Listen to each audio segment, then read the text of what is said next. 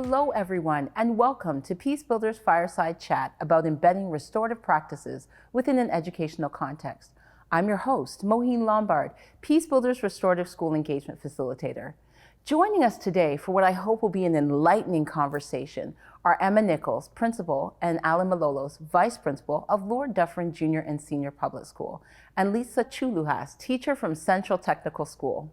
Welcome all. So excited to have you with us today. So first, I'd like to begin with Alan and Lisa. Could you please tell us about your school community? I'm just going to pass the mic.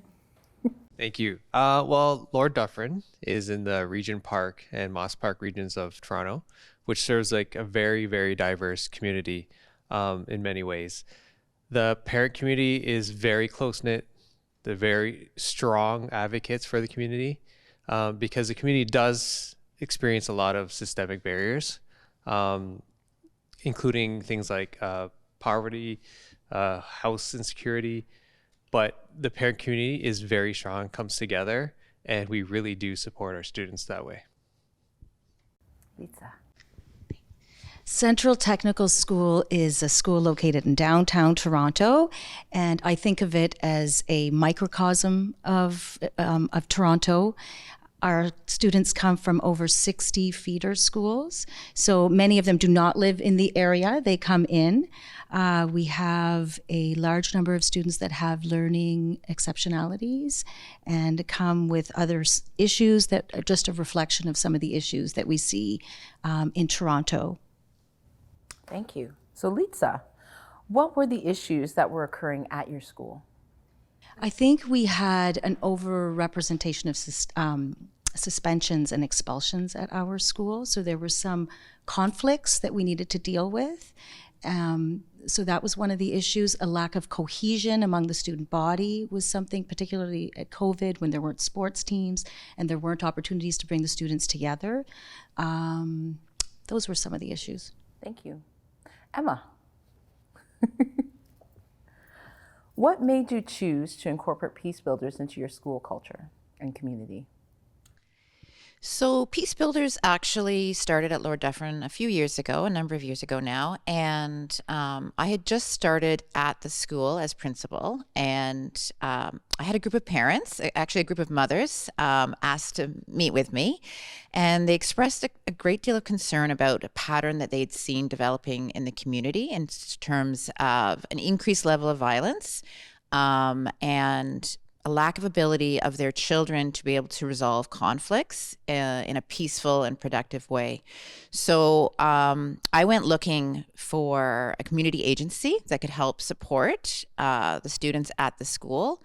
Around the same time that Peacebuilders luckily received some funding and could expand their mandate. So it was just serendipity that we met up together and were able to establish Peacebuilders at Lord Dufferin. Awesome. Thank you so much. Going back to Lisa. How do you use restorative practices in your interactions within the school community and within perhaps your own personal life? Within the school community, I use restorative practices. Now I teach just in a circle. I am more available to the students to see them holistically. So when I see acting out or some kind of a behavioral issue, I try to bring students together to resolve a conflict so that there's a mutual understanding and a mutual respect. Not so quick to go to the administrators to say, you have to deal with this. It's something that I feel more adept at dealing with on my own as a classroom teacher. I feel that I am more accountable in a sense of drawing in community and a bigger picture when it comes to students acting out. I feel that restorative practices has made me a better person. And I can take it into my home life and my relationships with my family, with my siblings. So, and in my colleagues, and sometimes in schools, we have conflicts within departments. So I can see restorative practices, like we use restorative practices to get together and try to actually work something out instead of holding grudges. So it makes for a healthier school community, classroom community. Kids feel more connected. They come to a greater understanding of each other and where maybe teachers are coming from. So overall, as a way to deal with conflict in the school, I think it's better. And we don't see the same kids acting out. Usually when kids are suspended, it's the same kids suspended over and over again. And when we actually find a way to resolve conflict, you see that lessened. I love that. I love that response, and thank you, because I think there's a few things you said there that I was like, whew, making it a part of your own life, where you said you can even use it in your own, but the thought of creating a community and coming together and looking at this as a problem, but not like it's everybody, but this is a situation. This behavior is coming out of a situation. So taking a more restorative look or approach at looking at just different interactions with the students, the fact that you can use it with the teachers, you know, when you're having conflict with the teachers, I think that's great. But the one thing I've learned, you know, just in doing restorative practices for so many years, is it becomes a lifestyle. It's not just, this is not just something we're doing in the schools, but not only am I doing it with my students, like you were saying, you can do it in your personal life, you can do it with your family members. So it's something that you use, I always say to the kids, for the rest of your life. It's not something that's just one and done, but it's something that you'll see yourself using at different places and stages in life. So I think that's absolutely awesome. Thank you. Hi, my name is Abdulrahman Abu Kubu, and my experience with the Peacebuilders organization is one that I look back at with a lot of joy and cherished memories, and honestly respect and admirability for the work they do as a whole. If it wasn't for Rochelle Bloomfield, our Peacebuilders representative, and Peacebuilders as an organization, I genuinely believe that someone like myself wouldn't be in the position I find myself in today, working towards a 4-year degree. Through Peacebuilders' education on restorative practices and simply just being there as a support system for individuals such as myself from marginalized communities, it simply opened doors for us and showed us that opportunities for individuals such as myself exist that didn't feel like they existed beforehand. And things like the weekly meetings Rochelle would set up for us with Peacebuilders really helped kids like myself stay focused when there was nothing but distractions all around me. Overall, I look back at my whole experience as a great time and a great learning memory that surely shaped me into the person I am today. You guys also help me a lot when I get into problems, like when I get into like arguments, like the disagreements and like fights and stuff with the teachers. Like, you guys bring me into the space and we talk about it, and we have like sit downs with the other people, and we come up with a solution and we fix it. And I like it because it's helped me a lot, to be honest, because I get mad a lot. So whenever I get the time to like sit down and talk about it, it helps me more, because you don't want to hold it inside of you because you get more angry inside. I did that for a while. It wasn't alright. Yeah, and you guys, it's fun when you guys come, because you guys play games with us. We talk about Black History Month, and we do some fun stuff when you guys are here. And yeah, just like you guys are here. It's fun. I would love everyone to answer this if possible. But what have been the challenges for your school shifting to restorative practices culture, and how do you hope to overcome that? Emma.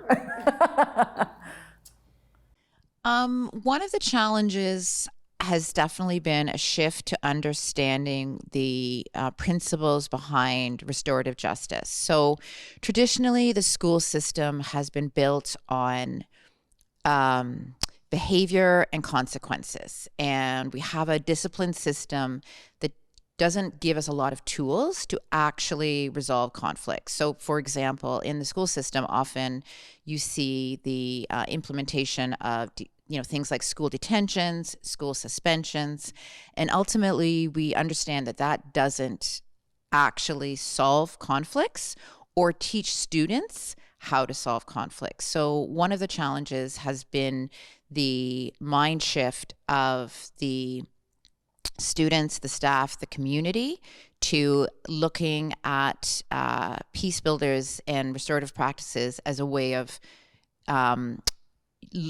resolving conflicts and being part of a restorative justice approach. We have come a long way in that. So I know this is not your question, but I would love to talk about how much the school has shifted in their thinking. And so it's answering her question. I was thinking about how the staff and the students at Lord Dufferin often choose Peacebuilders now as a way to resolve conflicts. So they ask for the ability to do a circle to resolve these conflicts. But definitely one of the challenges has been expanding that thinking to include the entire school community, to move away from a punitive approach to a restorative approach. It is a big shift in thinking. So that would be a challenge that I've noticed. Alan, what about you? In all honesty, the biggest challenge is that you're not here enough at our school. And I mean that sincerely because, as I said earlier, we're a very community-based school. And the students have now adopted restorative practices as their go-to conflict resolution. But it always helps that you're there and the students have a space to go, and they're so you've become such an integral part of our community as a community partner, that the days that Peacebuilders aren't at our school, the students seek you out, right? Because and sometimes it's not even for conflict resolution. It's they just want someone to support them, and the teachers are there, but they have the whole class, right? And sometimes our students just need a separate space and a separate caring adult to go to, just to hear them out. And you've been quite invaluable to us and to our students for that. Yeah. No problem. No, I'm going to add to what Alan said, is that one of the hindrances is that Peacebuilders is not in the schools enough at our school. And little things like they're not in the same place every year. So they're in one classroom, then given another classroom. We have a change of administration who might not know about Peacebuilders. So the education around the administration and the buy-in of teachers. We need teachers to buy in. So a greater understanding of what the work of restorative practices is. I think that is one of the things that's one of the challenges that schools face. And also, administrators needing to incorporate in our progressive discipline practices Peacebuilders more intentionally. That is something that I feel they should be a part of, and depending on, the administration, it's not always done. So I would like to see it more intentionally, Peacebuilders more intentionally part of our progressive discipline in resolving conflicts in the school. Mm-hmm. Yeah. Oh, that was great, y'all. That was wonderful. Another challenge that we have had is that the board has cut supports, mental health supports in the schools. So sometimes when you don't have Peacebuilders there every day, or you only have them a couple of days and you might have only one person, it's not enough. Not when the board is cutting mental health supports as well, because kids need it. And like you said, they do go seeking the Peacebuilders room to, when they're in distress or when they know they might act out and they just need a place to go to de-escalate, to have a caring adult to talk to, not having that continuity, not having that consistency in the schools. I really feel it. Yeah. And just to add to that, I think it's why a large part of our focus is really to create ambassadors for Peacebuilders in the school, within the school staff and the school community, so that when we cannot be present, because I find the need is very great in this city, and there's only so many of us doing this work, right? So when we can't be present, then at least there is someone there. But I do hear the challenges are the fact that we're not teachers, right? We're not TDSP staff. So it's easier for the kids to come to another adult and say, hey, as opposed to going to a teacher who might be an ambassador, but still is a teacher to the student. So it's trying to work all those things out when creating a restorative community, because it's like, you talk to the kids and they have some teachers that they like, but then others are like, well, no, they're still a teacher. I don't care if they know restorative practices, and we can easily say, and I say it a lot to the kids, I'm not a teacher here. So I'm not bound by the same rules that the teachers are bound by. We do have, obviously, our own rules that we adhere to, but it is a bit different. So the relationship is a bit different. But that is why we're really trying to push getting Peacebuilder ambassadors in the schools, so that on the days that we are not present, that's not felt. But I love the fact that you miss us all, and I will be paying you all later for those comments. Thank you. Hi there. So Peacebuilders has made a great impact on our students. we already have a foundation of building community circles into our classroom routine, but Peacebuilders kind of took it to the next level. So when we have conflict or issues in our class, Peacebuilders is kind of the number one place for us to go in terms of resolution. So I know Peacebuilders is all about restorative practices and finding, tactile ways that our students can use to, move forward in their conflict and have some actual tools and strategies to find, healthy resolution. So as an example, we had a little bit of a conflict going around in our class, which had roots in bullying, and we really talked about it. We talked about what went wrong at the time. We allowed all students to share their perspective of what went wrong. We talked about how to make it right and how to use the skills in Peacebuilders to make it better in the future. Bullying is never the answer, and we isolated the issue and tried to find a solution. We find that Peacebuilders is kind of that safe space where students can all share their thoughts and where they're at. And we really like the leadership and the questions that come out from Peacebuilders. They really are thought-provoking, and they get our students empathizing with one another and listening to, maybe a little bit of the hurt that's been caused and feeling for their peers. So Peacebuilders is definitely something that we like to come back to, and we look forward to it and rely upon it in our routine. So my Peacebuilders worker's name was Rochelle, and with Rochelle I got to do these group sessions and these not only group sessions, but we would do restorative justice circles. And through these circles we would get to talk, and everybody would actually get to say their feelings and express what was going on and why we were actually fighting or arguing in the first place. And because of this, it didn't escalate to a physical altercation, or it was actually really good. We would realize that the stem to the problem was there was a lot of feelings in the air and nobody was really getting them out. But I also got to do stuff get my community hours, and I got to go to really cool programs. I once got to go to this really great fall type thing. It was called Spring for Peace, and we just got to talk about Peacebuilders in our school and how fun it was. Rochelle was really good, and she helped me throughout high school get along with other students through these group sessions. It was really good. Peacebuilders is a safe environment. I think I'm comfortable around the people that actually come here. They make me feel welcomed. They make me feel like I matter. So for some people like me, I don't feel well with myself, but when I'm around Peacebuilders, they make me feel confident and they make me feel like myself. I feel like it helps me just be myself and express myself. Okay, what has been the impact of Peacebuilders being a consistent presence in your school? I can go first on that one. Because of the consistent presence of the Peacebuilders, it has become deeply embedded into the culture of our school. And, when Lisa was speaking earlier, I was thinking about how at Lord Dufferin, what I've noticed, one of the impacts of the Peacebuilders has been a flattening of our organization.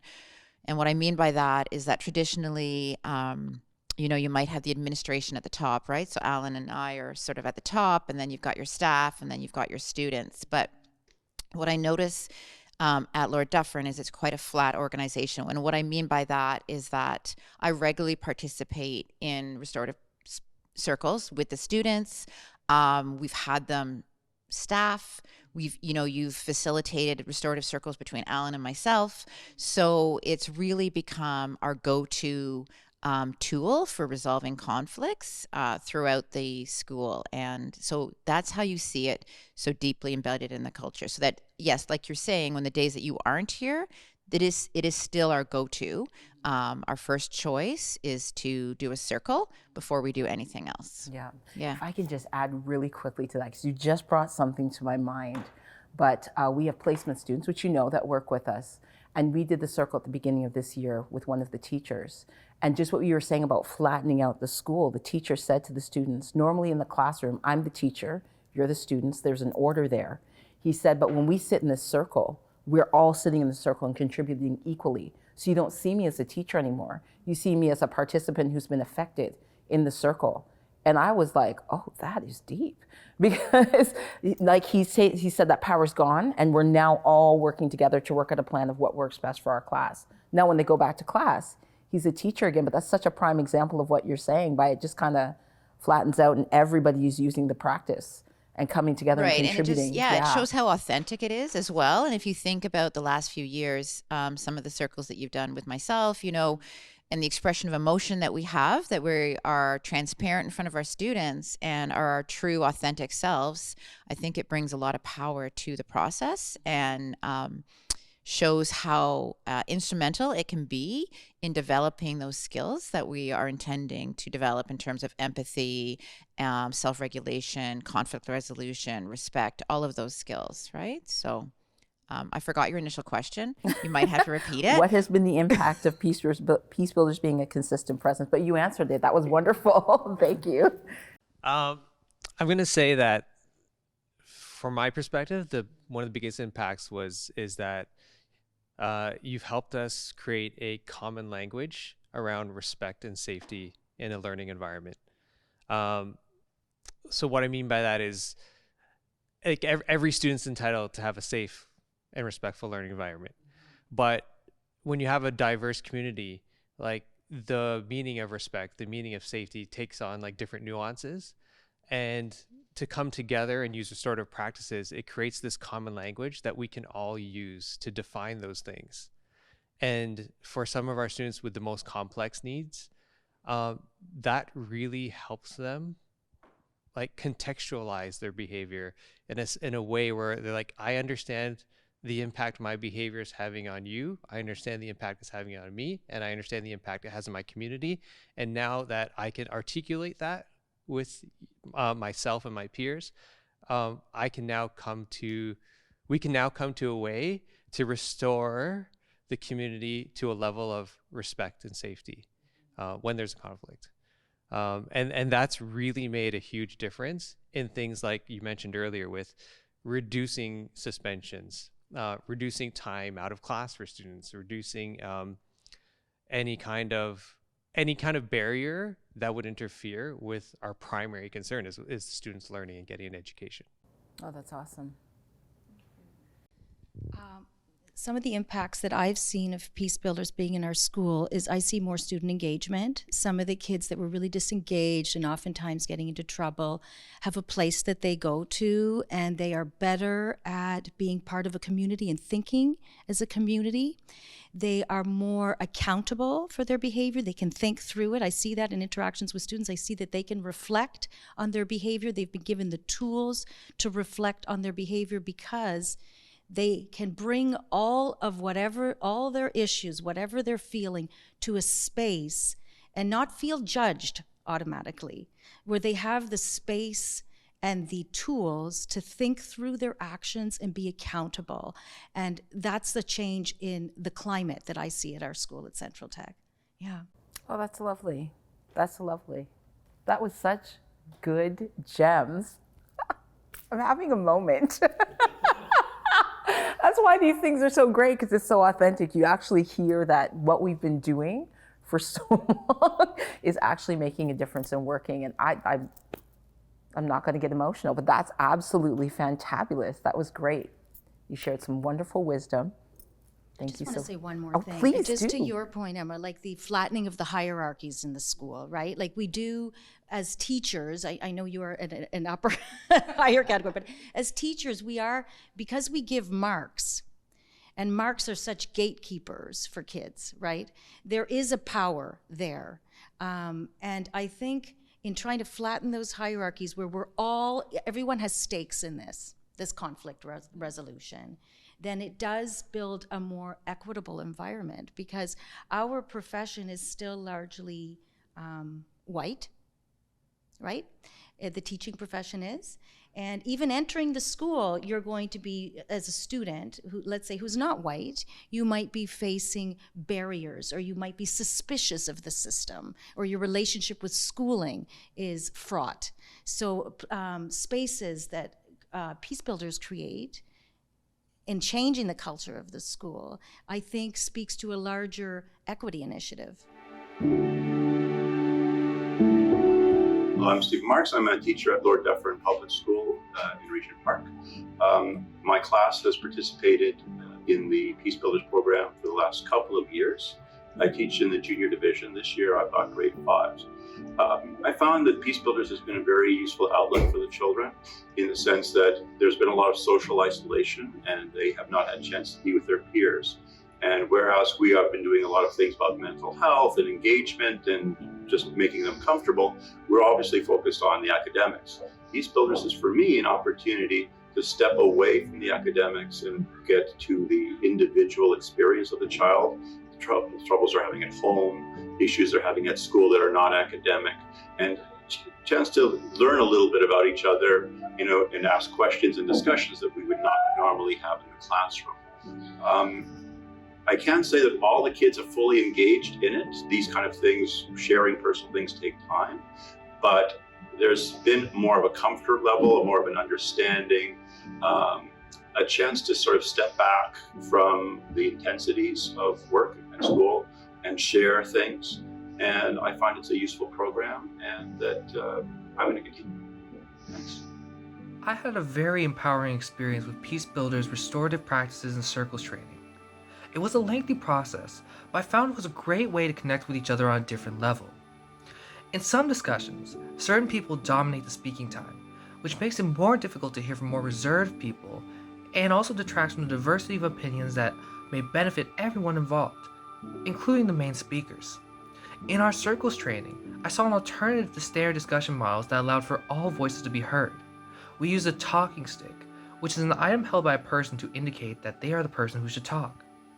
I think the relationships in my personal life would improve if we all thought more critically about listening to each other, not just hearing. That's what restorative practices are about, hearing everyone out and finding the most appropriate and best fitting solutions. At the end of my training, I knew a lot more about the preferred lifestyles, goals, and beliefs in those in our circle. This allowed me to empathize with them more and gave me greater perspective. So that was absolutely amazing. Thank you so much. And those are the few questions that we have for you because we want to honor your time. Greatly, greatly, greatly appreciate. I know. If there's anything you want to add, by all means, please. What would you say to someone who might be a bit cautious, wanting to bring restorative practices into their school, but has the mindset of, I still think, you've done wrong, you need to get suspended or you need to be expelled? One way that I would answer that question is to consider the fact that it's not an either or, right? It's not that we are going to remove consequences for behavior. It's not that we have no suspensions at Lord Dufferin School because we use restorative practices. We do have suspensions at Lord Dufferin School. But the piece about the Peacebuilders is the healing part and about it's healing the community and restoring the community to a place where learning can occur. And that is a piece that has been missing for a long time in education. And, I often say to people that we are raising adults. And I think about what are the skills that we want our students to have as adults. And it is the skills that are developed through participating in restorative circles and restorative practices that I think will steer them well into the future as they become adults. Mm-hmm. That's good. I would say to someone, if they're wondering about restorative practice, well, why wouldn't you want to use this? I would ask them, well, why wouldn't you want your students to know a different way to resolve their conflicts that leads to a more respectful learning space? Why wouldn't you want students to know how to repair relationships when they're broken so that they can be friends again? Like these are all things we're supposed to teach children, and this is just another valuable tool you can add to your toolbox to do that. Especially if you're wondering, like, what else can I do? Right. that was excellent. I would say that as a teacher with 22 years of teaching experience in Toronto, it works. And of all the approaches that I've seen to dealing with conflict, I am most optimistic about the restorative practices. And as you said, Emma, we are teaching kids to be ready for adulthood. And these negotiating skills, these healing, the opportunities for healing and understanding of self and others are lifelong skills. Amazing. Thank you so much. I just want to add one more thing to the impact piece. As it's public knowledge, like TSB collects a lot of race-based demographic data, and one of the things that data is outlined is that we do have an overrepresentation of certain student demographics in things like our suspension data, graduation rate data, and we see an overrepresentation of Black, Indigenous youth, particularly boys, that fall into those categories. And that to really have an impact, to make meaningful change in that data, you need restorative practices to be able to disrupt that suspension that leads to the school to prison pipeline, right? Because restorative practices focuses not on punitive measures, but on taking the students that are struggling, that experience systemic barriers in their outside school life and within the school system, and looks at them from a different lens, where no, they are a valued member of our community, and it's our responsibility as a school system to help those students find the skills and tools they need to restore them to be part of the community in a successful way. Mm-hmm. I think given that there's an overrepresentation of certain demographics in the suspension data, restorative practices call upon us to look at children within the context of the systems that might very well be oppressive to them, and that their behaviors are responses to these systems. So restorative practices, in focusing on healing, makes us also, as part of a system, an educational system, more accountable for how we are connected and may contribute to student conflict and acting out. Mm-hmm. Well, if we think about the school to prison pipeline that we're trying to disrupt, we know that the barriers, the systemic barriers, are in play the moment the child, even before the child steps into the school. But in terms of my sphere of influence, which is the elementary school, they're definitely at play the moment they step into my school. And so for me, being able to bring restorative practices right down to the 4 and 5-year-olds, which I know has not been necessarily part of your mandate, but has been the impact on our school, so that the older students facilitate it with the younger students, so that disruption can occur starting like from the moment they step into the school. That has had a huge impact on the data that we're seeing out of Lord Dufferin. Awesome. Oh man, I want to say thank you so much for the wisdom that you've shared, for your transparency and your answers. We're grateful and appreciative of our relationship with you and you yourselves as individuals for taking the initiative to have us in your schools. It truly is an honor. We would like to thank our in-studio guests and those who provided us with their video, audio comments. Finally, the filming of this live broadcast was made possible through generous funding of the Ontario Trillum Foundation. Thank you for attending our Fireside Chat. We hope you found this helpful.